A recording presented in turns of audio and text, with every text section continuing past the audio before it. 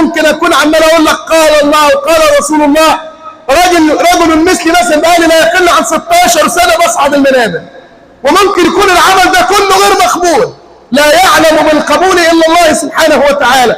وممكن واحد تاني يكون شغال شغلانه لا يأبه الناس بها، بل ان الناس مستحقراه، والناس لا تعطي له شأنا ولا ترفع له قدرا، ولكنه عند الله سبحانه وتعالى مقبول.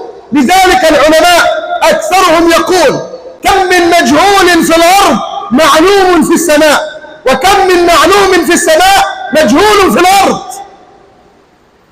فاهم انت ازاي؟